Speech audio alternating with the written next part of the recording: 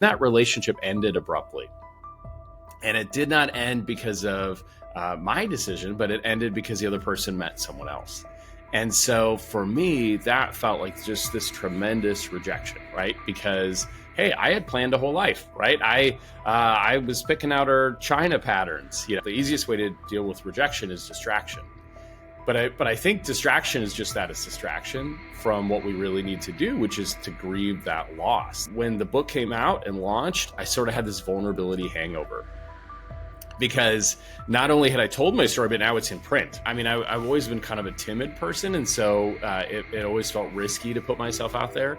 But when I really decided that I had a message and wanted to help people, it seemed like then it was okay to take the risk. And so what I've tried to do is to just put...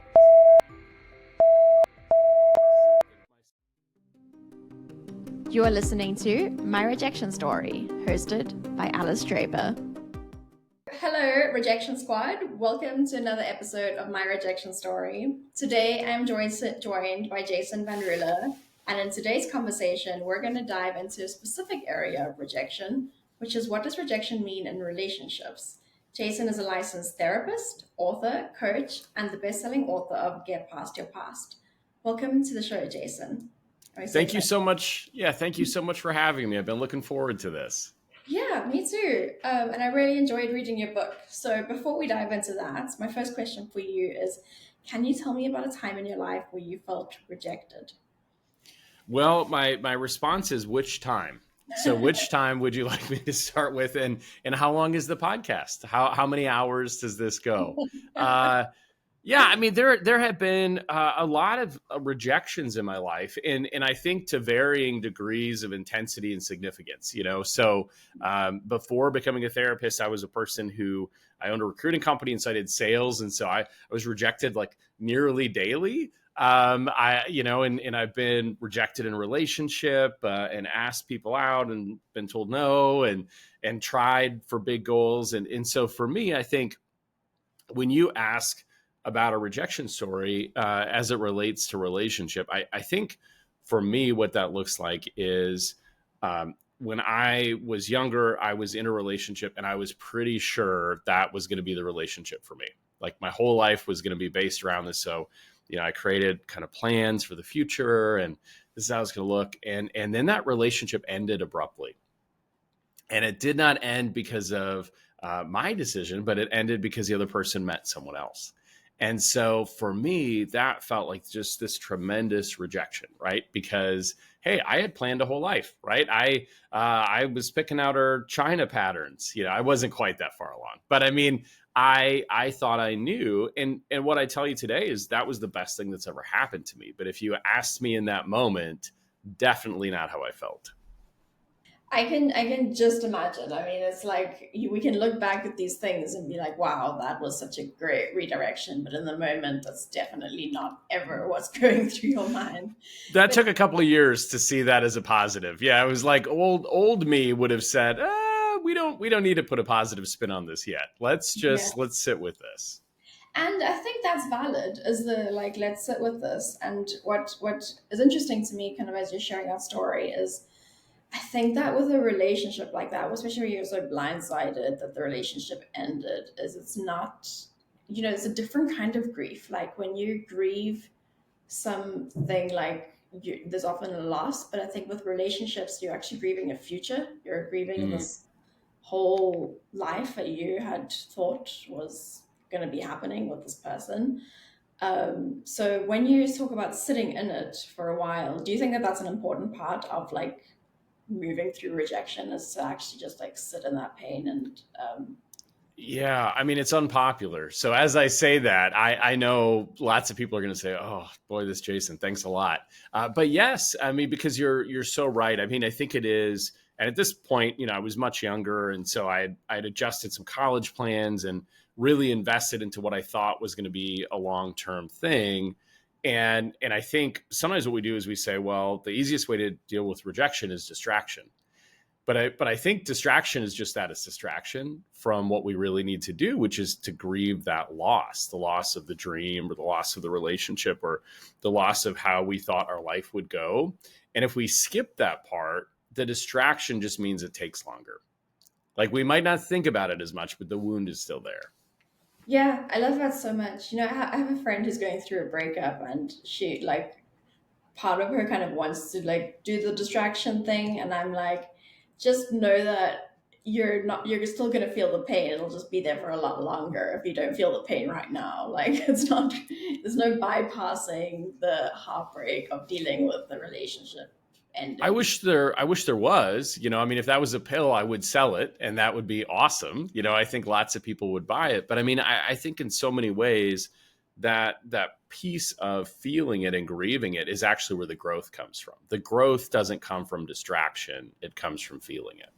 Yeah, yeah. And I think not just in relationships, and I think for like other parts of my life is like that feeling and grieving part of difficult things has always been hosted with profound level of growth. Of like I can't even compare myself before and after because I feel like I've grown so much because of feeling and moving through that grief and reflecting on it. So going into your book, you mentioned quite early on in the book that it took you a long time for you to share your story out of fear of rejection, which I can relate. And I think that many listeners might still be in that space where they're scared to speak out or own their truth, or share their story out of fear of rejection. So for any listeners who haven't read your book, can you just share a little bit about this journey and what they can find in the book, Get Past Your Past?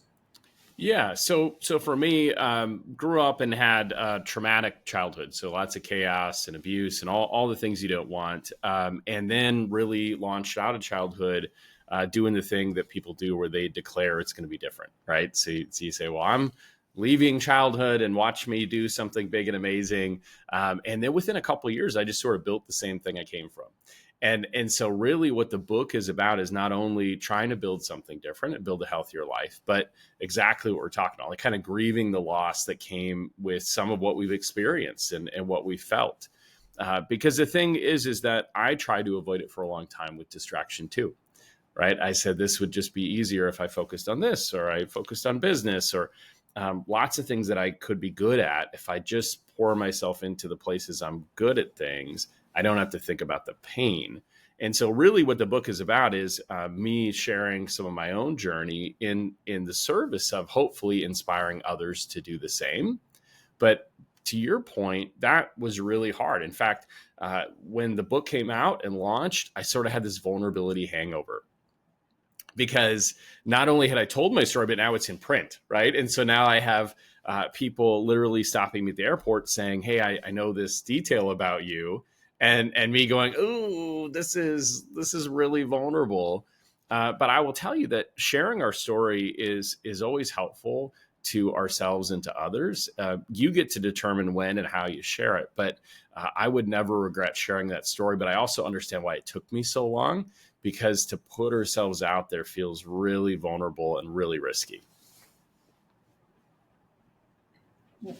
Reaching that point where you decided you were ready to do that, because I think it's such an interesting topic. And I mean, like I as a writer, I love personal essays, so like I love like sculpting kind of my life and sharing vulnerable things and stuff. And know a lot of people think that's crazy, like how can you share such personal things about your life? And I have this view that if I have grown from it and I have perspective, I'm okay sharing it. But I would never share something that I'm going through right now that I have no perspective on. Because one, that's a bad read.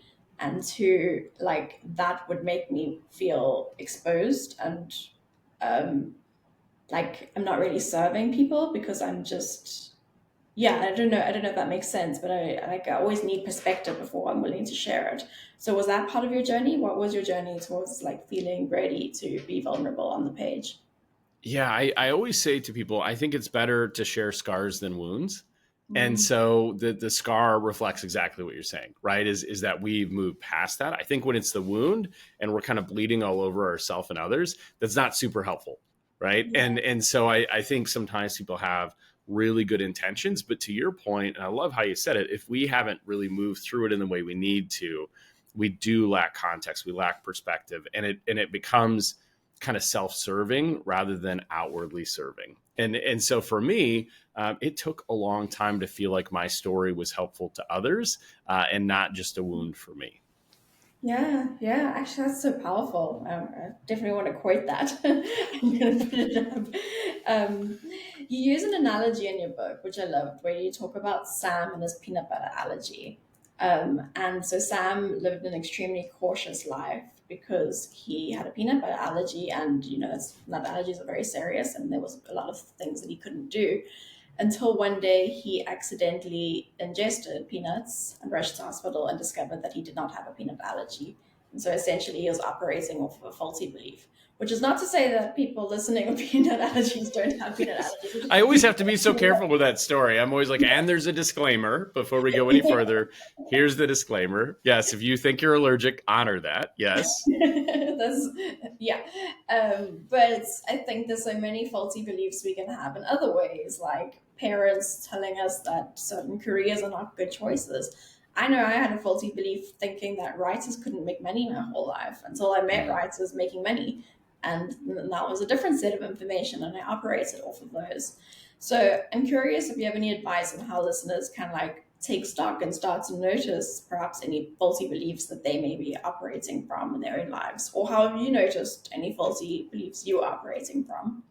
Yeah, well, I mean, I had lots of them. I'm an overachiever, so I have had lots of faulty beliefs. But I think our beliefs come from our experience, which a lot of that comes from our childhood. And not to be a therapist and blame everything on your parents, but let's blame everything on your parents. And I'm kidding here, but we learn how to be and who to be through our childhood, right? And so our parents do the best they can do, hopefully, and we learn from them, and we learn about their view on the world. And so the challenge is that we have that core belief, but nothing to really compare it to. And so we have kind of one of two decisions to make. Do we just find evidence to support the belief, or do we try to find more evidence to see what's actually true? And I Yeah. think for a lot of us, when we have those negative beliefs, like I'm not enough, or writers can't make money, or, I remember when I went to school to become a therapist, it was really interesting. This therapist came in and he spoke to our class, and he said, I hope all of you are ready to be living in poverty your whole life because this career pays you nothing. Oh my And god, I had the same thing in journalism school. A freelance yeah, writer came in and she was like, and don't work for American clients, they pay less to South Africans. And I mean, like, I went on and got American clients to pay me the same as they pay Americans. yeah, I mean, it's very obvious. I don't know who organizes those things, but it's not very encouraging. But this person literally, they set that negative core belief, right? Like, if you do this, this will happen.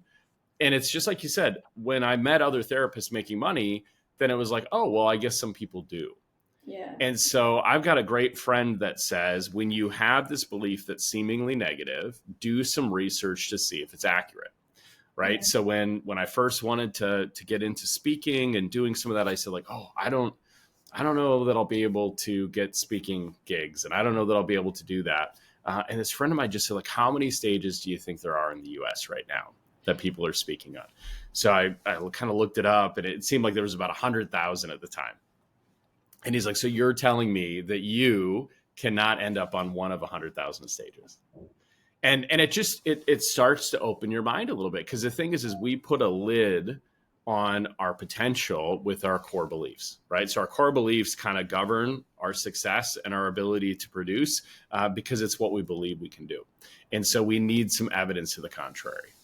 I love that. And what I also am thinking of is that when you say go do some research, I think that it's being careful not to do research that affirms that core belief. Because when I think like if that writers don't earn much money, if you go onto a South African freelance writing group, you will have that belief confirmed. Like I remember seeing that, like people would put up stuff and then they'd be like, oh, you should just charge less if you're not getting clients. But then I was in other groups where the mindset was very different. And it was like, oh, you should like actually check your marketing and repackage. Maybe you need to be targeting like better clients. Maybe you need to like change your strategy a bit. And so I think that it's like almost checking that community and checking that you have a community that is kind of elevating you versus putting that lid on and seeking that community if you feel limited by the one you're around. Definitely. And if you're consistently believing something is impossible, you need to do a lot of research as to why you think that's true.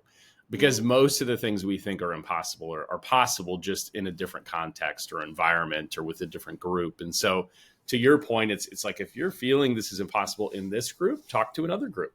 Yeah. Talk to another writer. And I always tell my clients is if you talk to 100 people and they all say the same thing, well, maybe you have a point, Yeah. right? So then maybe if you talk to 100 people through all different areas of the globe that are writers and they all say the same thing, I guess maybe you're on to something, but that's unlikely.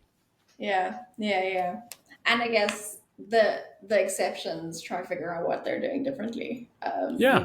Like take if you want to be an actor, it's a very, very competitive field.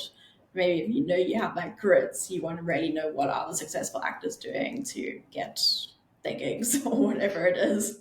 There is a way. For most everything there is a way. It's just being open to possibility and open to options and then willing to talk to people about how they made it. It's I sit here today not because of my brilliant ideas, but because people have spoken into my life along the way and told me, "Hey, go here, do this, ask this question, say this thing," and so that's how we get to the place we want to be. It's not the single-handed. We have to come up with all of the possibilities and solutions on our own. It just doesn't work like that.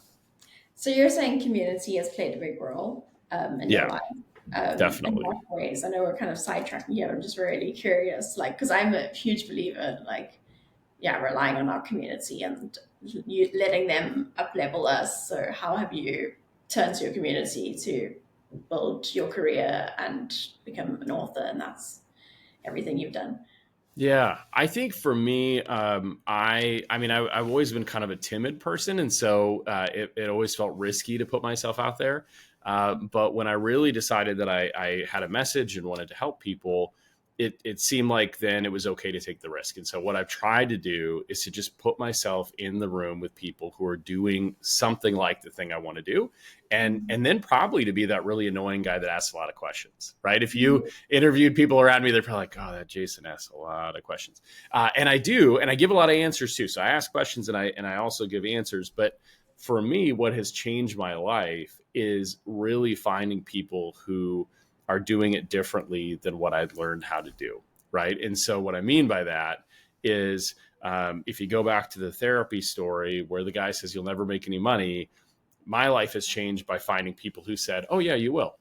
Yeah, you Yeah. will." And today I feel so, I guess, just kind of blessed to have people in my life who they are not people who put a lid on their life. They're just people who say, "Oh, I think we could do it. How do we figure that out?" Yeah. And when you surround yourself with people who start to think that way, your life changes. Yeah, I love that so much. So it's finding those people who challenge and do things differently. And also what I picked up is that having a mission, like because you said you're a very timid person, so knowing that this work is so important that you are willing to put yourself out there to do it because you feel so strongly about the work you're doing. Um, that's a big component. Yeah, you have to have a purpose greater than yourself. I think if it's just for you, and some things can be just for you, but I think if your purpose is just self-serving, it's hard to justify some risk and doing Yeah, some hard things. But if we say like, well, I'll do this because I think it'll help 10 people, a lot of us are willing to do that. It's kind of the old most people struggle to work out on their own, but if they're going to work out with a friend, they'll do it. yeah, Right. yeah, I won't get up and work out in the morning on my own behalf. But if my friend says, "Hey, I'm picking you up at 5 o'clock to go work out," I'm probably going to grumble a little bit, but I'm there. Right. And so it's just sort of, we need that purpose bigger than ourselves to allow us to take some risk and to challenge ourselves. yeah, yeah. I completely agree, and I mean that's something that guides the work I do so much. Like when I was working from like a let me make money, there's only so much the mission can go. But the minute the purpose becomes much bigger than that, I think that's when it's like really like someone's lit a fire underneath. Um, Exactly. so in your book, you talk about being scared of loss and rejection, and you share some of your personal stories. So you talk about how you did a lot initially to push your wife, Jodie, away. And I think that that's like kind of something we sometimes I've seen play out as one of the most heartbreaking byproducts of attachment issues, is seeing how in adulthood that fear of abandonment can almost become a self-fulfilling prophecy, and we can end up pushing others away. But your story is different. Can you tell me a little bit about how you navigated your fear of rejection and worked on fully showing up in your relationship? Well, very poorly. Yeah. So my secret is I approached it very poorly, and refined as I went. I mean, I think for you, you said such a wonderful thing there, which is we have this fear of rejection, and then we create circumstances in which it's easy to be rejected. And don't hear me as saying, well, it's your fault, but hear me as saying, like, if that's all we know, it's what we create. And so I think I went into my marriage a little bit in shock that someone, was marrying me, and then also feeling really afraid of, well, what does this mean for the future? And so for me, what I had to learn how to do was, how do I become a person who is in a stable long-term relationship? And that required me to do a lot of changing. My hope had been my wife would change, right? I was like, if you just do some work, we'll be better. And then, I went and I met with a therapist, and they're like, well, actually, Jason, it's you that gets to do the work. And I'm like, oh, this totally backfired. I didn't see it working this way. But the deal is that I really only knew how to have an insecure relationship because it's all I had. And so for me, if I didn't learn how to do it a different way, I was just going to create the same thing. And there was no amount of love somebody could give me that would make up for the thing that I wasn't doing. And I think that was just such a hard lesson to learn, is that if you have attachment issues or wounds from childhood, I think we grow up into adults that really yearn for someone to save us. And I think one of the hardest lessons to learn is like, well, no one's going to save you. Like, no one's going to save you, but you can show up for yourself and make your life different. Yeah, yeah. And I think that there's a sense of agency that comes from that, where it's like, okay, like now I don't have to feel an absolute despair because this person's not changing and there's all these things I can't control, but actually, like, you're focused. Your focal point moves to that thing that you control, which is yourself. Yeah. I mean, I think of it like my kids, they love to swim in the pool, and they love to just kind of be in the water. And so when I was teaching them how to swim, the pool kind of slopes. And so it's kind of 2 foot, 3 foot, getting deeper, deeper, deeper. And I remember my youngest son, and he's swimming, and all of a sudden he just kind of looks at me with terror, and he's like, it's too deep. It's too deep. I can't touch. Right. Yeah. And I being a swimmer and doing this, being an adult, I just looked at him. I just said, hey, put your feet down. And so he puts his feet down, and he all of a sudden jumps up because he can touch. But he didn't know that till I told him. And I think working through this stuff is our own version of learning how to stand on our own. And when we do that and we take that fear away, we can show up in relationship. I love that so much. Do you mind? I just quickly need to stop this and restart it because my microphone. Do you know that I give away a copy of every author who comes on this show's book? All you have to do to enter is subscribe to the podcast, review it, send me a screenshot at media@hustlingwriters.com and tell me which book you're answering for. And I might just be mailing you a copy of the book, but also you're helping me grow a show that I am so passionate about, so delusional about.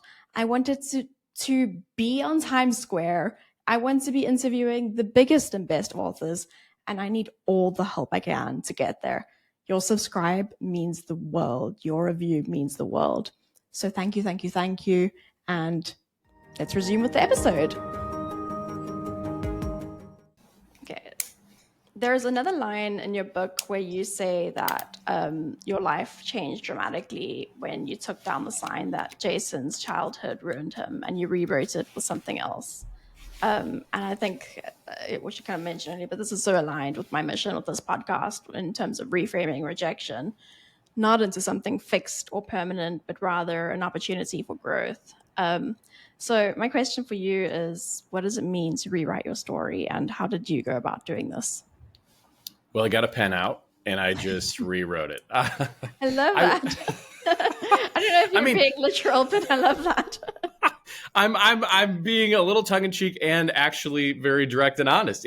Yeah. It is that easy, right? It is that easy to rewrite our story in a way that is more serving, more positive, reflects more of who we really believe we are. And we can do that today. Now, some people listening might say, well, I'll write it out, but I don't believe that, Jason. And so I'd say, well, that's fine, but then make it true. So make it true. So rewrite the story and then make it true. And what I mean by that is if Jason's childhood ruined him and the story I want to write is Jason's childhood empowered him to be better able to help people, then make that true. Become better able to help people. And that gives you that purpose. So the thing is you can rewrite that story however you want. And then it's your job to use that as an opportunity to be better. It won't happen overnight. I mean, I wish it would, right? But over time, I think we grow and we see it differently. You know, the whole point of the book, Get Past Your Past, is really just to change your relationship with it. And that's what we're talking about here is you see the relationship, you know, kind of like I said, this early romantic relationship, you see it one way at the time. And the goal is to see it differently today in a way that actually empowers you to be better. And I mean, what came to mind there is like, I think that being aware of what's wrong is the first step to changing it. So in a way, rewriting that story, you're forced to recognize what's wrong with the story and rewrite it. And even though it may not happen overnight, having that awareness, I think, will allow you to make those shifts just in your day-to-day life and the way you approach things, because you can catch yourself when you're operating on that negative self-story that you have about yourself or your ambitions or your identity or whatever it is.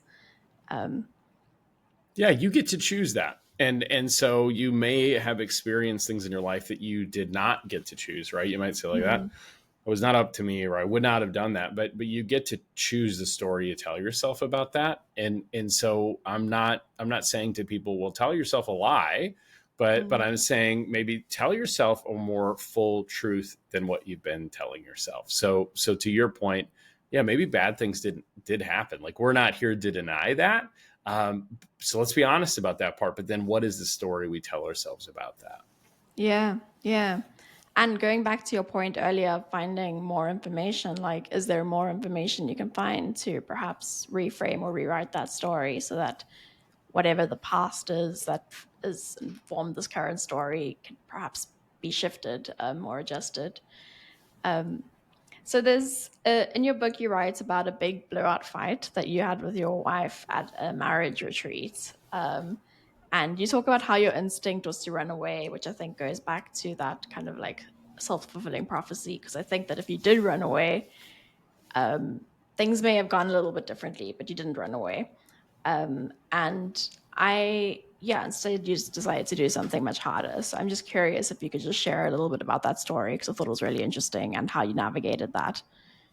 Yeah, well, I mean, I think the best place to have a marriage fight is obviously at a marriage retreat. I mean, I you know, when you think about it, there's actually lots of people there to help. So, I mean, it's, I suppose, you know, a great place to do it. But I mean, I think I went into that and just being in the industry that I'm in, I felt I needed to perform, right? And so probably from the get-go, we were in trouble because I arrived kind of having this feeling of like, I have to get the right answers. I have to behave the right way and be the right person. And so when we sacrifice our authenticity, that never leads to great places. And so where that led for me was just to have this really big conflict with my wife. And to be really in this position of, okay, we're really fighting. I'm not behaving the way I'd like to. I'm not saying the things I'd like to. I know that. And yet, how do I package this so that nobody knows and I can try to project that I'm okay? And you know, for me, I mean, I think that was tempting. And it's like you say, like that behavior would lead to the rejection, right? So if I sprinted out of the retreat center and jumped on a plane by myself, like, that's not going to end well, right? So you have that temptation to run and to hide. But I think in the moment, and I talk about this in the book, I had some good friends that just, and they weren't even good friends yet, but they just kind of asked me how it was going. And I had this split second decision to make of, am I going to be honest or am I going to do more of the same? And so for me, as much as I didn't want to tell the truth about that, as much as I didn't want to be the therapist who's also fighting with his wife at the marriage retreat, I chose in that moment to tell the truth. And that doesn't make me an amazing or special person, but for me, telling the truth in that moment was the beginning to changing some really big things in my life because I let someone in. And do you can you remember what your thought was and when you made that decision to tell the truth? Do you remember if there was something that kind of went off in your brain that was like, this is a chance to change things, this is a chance to change the narrative? Or I don't know, I'm just curious kind of that thought process, because I feel like instinctually it would be to just blow it off and try pretend like everything's okay. Totally. Yeah. And I mean, it's interesting because I remember every detail, right? I could tell you the swimsuit I was wearing, the t-shirt, I was carrying towels. I could tell you where I was standing. And what it was is, and I think we've all had this feeling of being a kid and being caught, we did something and we're caught. And so it was that feeling of being caught. And for me, being caught as a child was not a safe time to tell the truth. That wasn't what would follow. But in that moment, I just thought, what if I did it different? And it was almost then like going down a big water slide, where you go this is terrifying, but I guess I'm in. And I just went, it's not now, never. And so I did it. But I wouldn't tell you that I thought that would lead to where it's led to. I just was tired of doing it the same way. Yeah. Amazing. So I think, I'm taking that as thinking, I guess recognizing that the things that have always been happening before never worked, and making that decision to do things differently. And I know in my own life, times I've done that, it's always been terrifying, but it's also really gratifying to see that different things lead to different results, and that I can actually change. Let's underline that. That's great. Different things lead. I mean, but that is honestly so true. And it's, I think sometimes we go and we live by this way of rules and beliefs and talking and thinking, and we say we don't like it, but we hold on so tightly to the thing we say we don't like. And so in those moments, I think where we have the chance to just let go, beautiful things fill up that space, but it's up to us to decide to let it go. Yeah, that's beautiful. And that's on the topic of letting go. You talk about in your book how we can't control love, even though we try to. And when we try to control love, we end up often suffocating it. And I don't know about you, but I've had the urge to do this. I've seen it happen. I've been on both sides, whether I'm doing it or I've received it, and it never ends well. Trying to control love or suffocate. As you say, you end up feeling suffocated. So, something that came up, a question that came up as I was reading that, is I was like, I think that, do we try and control it, or do we sometimes hold on to a relationship for too long because that bad relationship that's not that good to us seems better than the fear of the unknown, and we need to move past that fear of, we have to kind of make that leap into that fear of the unknown. Totally. Yeah, totally. And especially if we've had a relationship history that's been really unsteady or chaotic, then we can kind of pressure ourselves into saying well, I have to have a relationship. And so, this isn't a great relationship, but it's mine, or this isn't healthy, but it's mine. And so we hang on, or we do the opposite, where we just say, I need to control this to keep them around. And I think, a lot of that in my perspective just comes out of wounding, being wounded in relationships, and having this kind of desperate effort to hang on to something. And to your point, it's that old quote, if you love them, let them go. And if they come back to you, and it's very cliche at this point, but it's very true also, is that people who love you will choose to stay. Yeah. They don't need to be forced to stay. And so that lesson for some people is really hard to learn, but true. Yeah. And I think also what I always think is I want someone to be with me because they want to be with me, not because they need to be with me. Because I think that when we hold on, we can often create this sort of codependent cycles where now it's like we're entwined, but it's not that you look at this person, you're like, wow, like I have this whole full life outside and I still want to be with this person, rather than I'm lacking in all these areas, so I'm with this person because they're the only option I have. But Yeah, it's actually a better gift to receive is to have someone who doesn't need you but wants you. But I think if we've been really hurt in the past, it feels opposite. You know, I know before I did a lot of personal work, I would always look at relationships as it's you and I versus the world, and it's just us, and there's nothing more, and every road leads back to us. And as I've gotten healthier, I actually say, look, I have this whole life here, but I just want you, and that's like actually being chosen. That's like the good stuff. But I think sometimes if we haven't had that, we settle for the need, and the need never leads us to be our best self. So getting past that, I mean, what was your own journey, just for people listening who haven't read your book, to reach that point where you're no longer looking at it as this is you and me against the world, but rather like, I have the world and I want you and I have you, and like, this much more kind of autonomy and healthier. How does someone who's perhaps still in that unhealthier space make that shift over? What did that look like? Where would they even get started? Well, that's a great question. I mean, and I'm coming into today the result of years of therapy. So I'm gonna give a shameless plug for therapy here for a second, but a lot of times we do need people to help us with that. But here's what I would tell you is that the single biggest thing that I have learned how to do that's changed my relationship with my wife and with others is to have a relationship with myself. And that sounds kind of odd because people might say like, well, I'm more interested in relationship with others. And so what I'll always come back to is like, you project your relationship with yourself on to others. And so if you can't be alone, if you're afraid to be alone, if you don't know how to make yourself happy, if you don't know how to be content, if you don't know how to go, like if you don't know how to do that for yourself, no one will do it for you. And so for me, the shift really came about when it was kind of owning my own life and getting to a good place personally. Then everything else kind of fell into place. Yeah, I love that so much.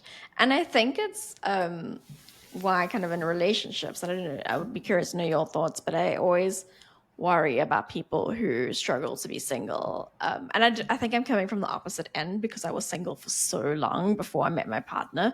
And I was like, I had this mindset. I was like, I'm just going to be single forever because I love it. And I never want to compromise like my life for a person, a partner. And then I met someone and I was like, oh, yeah, I'm not actually compromising. You make my life better. So that's great.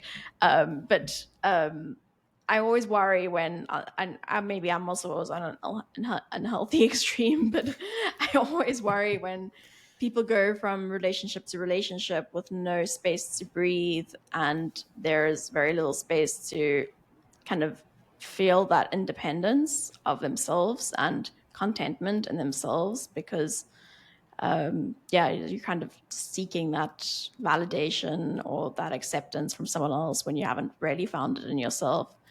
So I don't know if you have any thoughts on that or how one would navigate definitely. that. Well, if you have to have it, you're willing to settle for it. That's the challenge is if you can't be alone and you have to be in relationship, then you choose from what's available. And that might not be the greatest options, right? So it's sort of like I'll talk to clients and I'll say, if you're in the desert and you're dying of dehydration, you drink muddy water, right? If someone came out to you and they said, like, this is the nastiest water, but it's water, you will drink that water because it's what you've got. Right. And so the challenge is to really live in a place where we don't want really polarity on either side. Right. We don't want like I have to always be in a relationship or I'm never in a relationship and I'm never like either side is not going to be our healthiest self. What we're looking for is somewhere closer to the middle where we say, I want to be in a relationship where it's healthy and I want to choose the person and they choose me versus that I have to or I won't. But it's the more we have to, the more likely we are to settle for something that doesn't serve us. Yeah. And you write in the book, so I think this is now shifting gears a bit to when we are in a healthy relationship, or a relationship at least that we want to be as healthy as possible. and to thrive. And you talk about how connection requires communication, which I obviously agree with. And I think that it's the backbone of all functional, healthy relationships. I have a history of being a people pleaser. I think I've come a long way. And I think I luckily like got into a relationship with someone who's like the opposite end. So he asked difficult questions from very early on, and I just had to talk about it. And so I've seen that it's like a muscle because I've grown that muscle over time. And now I am a lot more communicative, not just in my relationship, but in friendships and in business settings. I can speak up, and I kind of think it's a byproduct of having that exercised within my relationship. But for listeners who really struggle with speaking up, which, was me and still sometimes is me, and are terrified of causing conflict, where can they start? Like, what would be the starting point? Well, number one, I relate as a fellow healing people pleaser. I get it, and I get where it comes from, and I get the intention behind it, which is actually a really beautiful intention, right? It's I just want harmony and peace, and that's not a bad thing at all to want. I think you said something really powerful there, which is really true. Also, is that it is kind of like a muscle. And so the more you exercise that and you see that the world doesn't end if you say no, the more you can do that, right? But you need some evidence. So what happens is, like, if I'm working with a client, I would say, like, hey, I want you to practice. And they're like, well, what do you mean? And I'm like, I want you to find 3 places today you can say no. And they usually look at me, they're like, what do you mean? And so I'm like, okay, well, maybe it's with a friend. They're going to invite you to do something and you don't want to do it. You're just going to say no. Or maybe even we start so much smaller where I might say, like, hey, I want you to go into a store. And when they ask if you need help, I just want you to say, no, I'm good, thanks. Just like practice there. It sounds silly, but the more that you practice that and the more that you see that it doesn't create the conflict and things are okay, the more we can show up in the big ways. But the challenge is, if we can't show up in the little ways, we definitely can't show up in the big ones. So you have to practice when there's not a lot at stake. Yeah, I love that. It makes you think. I was once in an airplane, and it was like this budget airplane. It was like really tiny, and the person next to me had their arms like this, so their arms were basically on my lap, like the whole arm. And I I was love this. texting my partner, and I was like, "This is so annoying" and stuff. And he was like, "To ask them to move their arm." Because I was like telling him like no one else is doing this, and I was like, I would can't do never. No, I would just endure the whole flight and never say a word. But he was like texting me like over and over, and he's like seriously, like do it, like you can do this, like this is good practice. And I think just before the flight took off, I like asked him, but only because I was like I felt like I was being like forced into it, like an external accountability. And did it ruin everything? Did the whole flight get canceled? He just or said okay, and then he moved his arm, and then I didn't have his arm on my lap, and it was very surprising, and the world didn't end as like I thought it would. And what that does so interestingly is it opens you up just a little more, right? I mean, you probably didn't leave that flight saying, oh, well, I'm no longer a people pleaser, but you left that flight saying, well, I know that sometimes when I ask for something, I'll get it. Yeah. And now there's a little more possibility than there was, but that's great. And I have had that experience on flights and just sat there, scrunched up, trying to mind my own business for hours at a time. And it's like, why do we do that? Most of the time, the other person doesn't even know. They don't even know. Yeah. It's really not that personal like we think it is, asking something like that. Okay. I know we have like just a couple minutes left, so I want to talk to you a little bit about your work and your professional stuff. So you have your book, you also have, your YouTube, your Instagram. I think you have like 147,000 followers. So I'm curious about your work and kind of becoming a thought leader in this space and building a platform. Where did it start, and how did you grow kind of this platform that you have?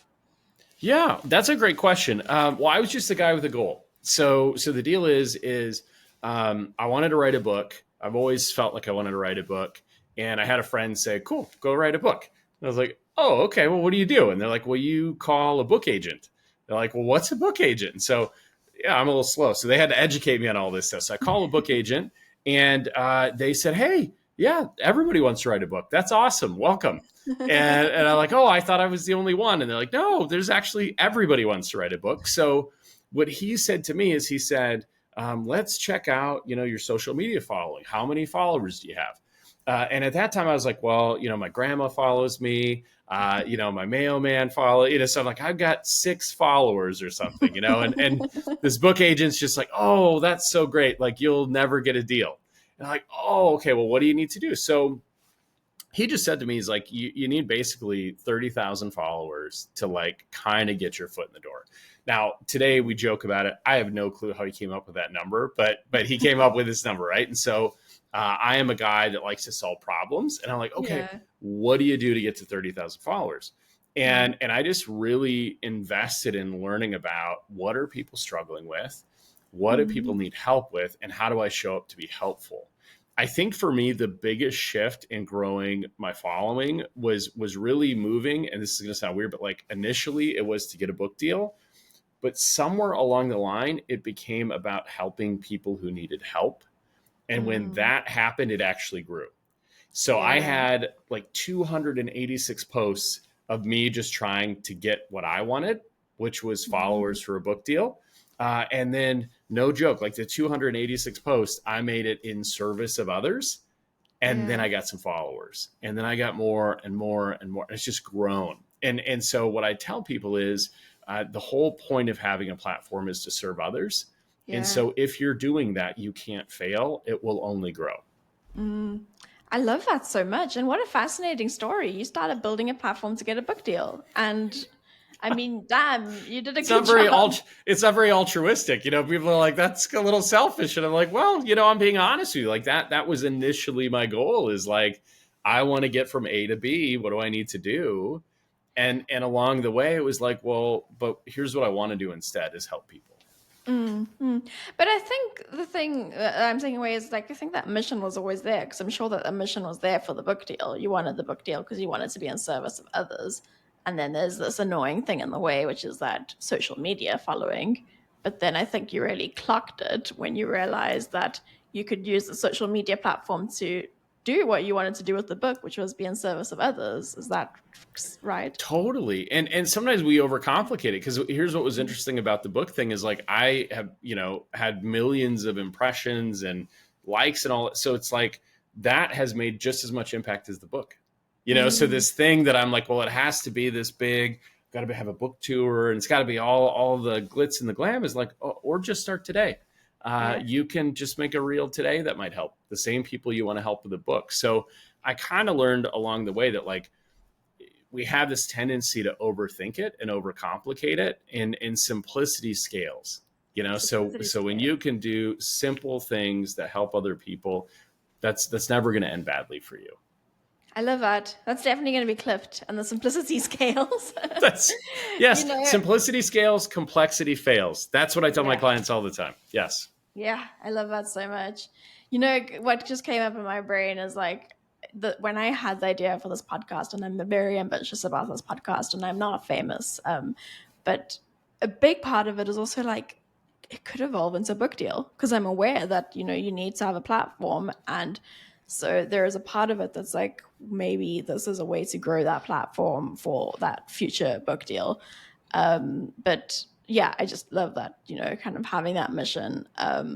Well, and I think you will. I mean, I think your mission is already there. It's to help people, and clearly you're doing that. So, I mean, I think what the kind of beauty of it is, and not always on our own timeline, but like, if you just show up every day to do that, like along the way, these things happen. And it's kind of like, well, I could have never strategized that. That's always kind of the struggle with some of the coaching and self-help, is they're like, well, you could make a plan and then it'll totally work out. And it's like, well, but for most people, it doesn't work that way. Like, they just are doing something well, and then other things follow. Yeah. And I think there's so many unexpected good things that can happen along the way that you could never have planned for. And we also need to be like open to those, that, I don't know, just from my own observations, there's like a lot of good things that have happened I could never have planned for, but that doesn't mean that I'm upset that they happened because they weren't part of the plan. Exactly. I agree. I love that. Did you face any rejections in getting your book out there, or just general professional rejections as you've been growing? Yeah, I mean, I think along the way, wanting to be a speaker, wanting to be an author, wanting to do those things, it's a highly competitive place. It's that's not something you're kind of sitting on the couch and you're like, I think tomorrow I'll get on a stage. Like it doesn't work that way. So there's been lots of rejection. I think what I've tried to learn to do is to just see it as it's not the right time and not the right place. And so when it is the right time, place, it'll happen or it won't. And just being okay. Now I can say that like some sort of wise sage today. I don't always feel that way, right? There are days where I feel like, oh man, but sure. I mean, the book was great in the sense that the book, by the time I'd built a following, I was actually being approached by publishers. So that actually, there was no real rejection there. But on the speaking stage, there's been a lot because they say like, oh, well, you don't have a lot of experience and these people have years of it. And so I've had to sort of get used to being okay with that. And so I think what I did is I shifted to, well, then I'm going to learn from these people. So if I'm not competing with them yet, how do I learn from them? And then how do I be authentically me? Because nobody else can be that person. That is the most amazing takeaway. Learn. And I'm a big advocate on using rejections as learning opportunities and leaning into how can you be the most authentic version of yourself and building this or getting this stuff out, getting your work out there. My one final question for you is, are there any big rejection goals or risks that you're planning to take in the next season of your life? Well, here's the funny thing. So if you would have asked me this years ago, I would have said my plan is to not go anywhere where I could be rejected. And what's shifted now is I would say I want to be in a situation where I could be rejected once or twice a month. And amazing. Love that. And well, it depends on the day if that's amazing or not. But the reason is it's just like you said so beautifully, like that prompts growth. So if I am avoiding the possibility of rejection, I am leaning into comfort, and comfort doesn't make me better. And so now I would say, like, as much as some days that's difficult, I want to put myself in a room where I could be rejected as much as I can because I know I'll be better for it. Yeah, I love that so much. Thank you so much, Jason, for your time today. It's been such an honor having you here and such a great guest. I love this conversation. For those who are still here, you can order a copy of Get Past Your Past on Amazon or at your local bookstore. I'm also giving away a copy to a listener who subscribes to the show. Just send screenshots to media@hustlingwriters.com. Thanks so much, Jason. Oh, this was a brilliant conversation. I love it. Thanks for having me. This was My Rejection Story, hosted by me, Alice Draper. Thank you for listening to today's episode of My Rejection Story. I hope this conversation was as fun as I had recording it. I enjoy every episode. So just a reminder that you can win a copy of the book every single week. I do a giveaway of the author I interviewed. So if you love this conversation and you really want to grab your get your hands on a copy of the book, please enter the giveaway. All you have to do is subscribe and review the podcast and email me at media@hustlingwriters.com. And if you've already done it, you can do it from another app. And if you've already done it on all your apps, you could also just borrow a friend's phone, do it from a friend's phone, and let me know, like, on the screenshots that you did it on a friend's phone, because the more reviews and subscribes, the more likely I am to grow the show and make this podcast even bigger and better than it is, perhaps even get some funding, be able to invest money back in the show and really just deliver on my promise to you, which is to make this as good as I can. So I just want to say a huge thank you quickly to my team, Christina Schild, Samantha Dubé, and Chechofacho Ndabane. This show would not be here if it wasn't for them and their tireless work and belief in this mission. And then a huge thank you to the distribution partners. So there are some amazing people out here trying to get the word out to their networks, and also people that I think you will find extremely helpful, because if you want to write a book and get a book out there, these are experts in book writing and book publishing. So a couple of writing coaches who are highly recommended in my field, Emily Tameo Maher, Lindy Feel, Tracy Stewart, and Javasia Harris Bowler are all highly recommended writing coaches. And I know so many people who have used writing coach, and it's really helped them get the word out there and get the book out there and not just stay stuck in that draft phase. So their details are all in the show notes. And then also Nick Courtwright is the CEO of a hybrid publishing house, which is an interesting way of publishing a book, and it's highly recommended. Many of my clients have gone through it with great success. You can find out all of Nick's details in the show notes as well. And if you have any questions about them or need their contact details because for some reason you can't find them, pop me an email. And thank you again for listening to the show. I'll see you next week for another conversation. And yeah, have a great Wednesday.